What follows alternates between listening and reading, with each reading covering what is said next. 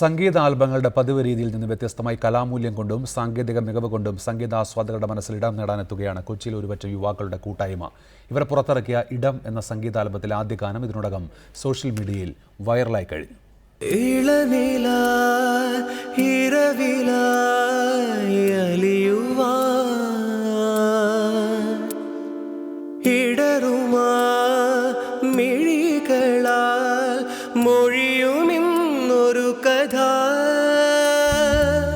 ഇത് കേവലമൊരു സംഗീത ആൽബത്തിനപ്പുറം സംഗീതത്തെയും അഭിനയത്തെയും ജീവശ്വാസമായി കാണുന്ന ഒരുപറ്റം യുവാക്കളുടെ സ്വപ്നങ്ങളുടെ ഇടമാണ്.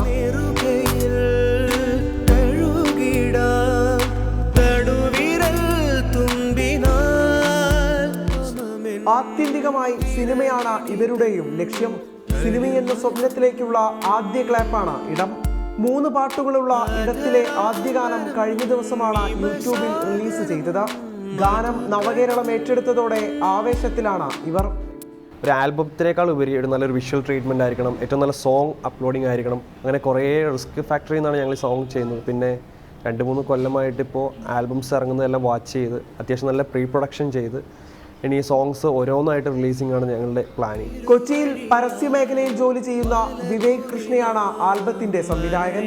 ചെന്നൈ സ്വദേശി സഖാദേവ് ക്യാമറയും ചലിപ്പിച്ചു. ആരെയും ആകർഷിക്കുന്നതാണ് വിശാൽ ജോൺസണിന്റെ വരികൾ.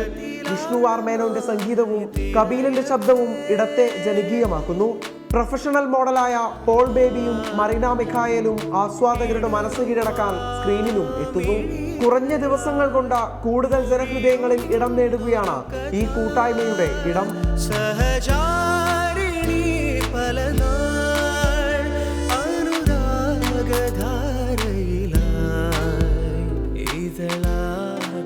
നിഖിൽ പ്രവേശ്, റിപ്പോർട്ടർ, കൊച്ചി.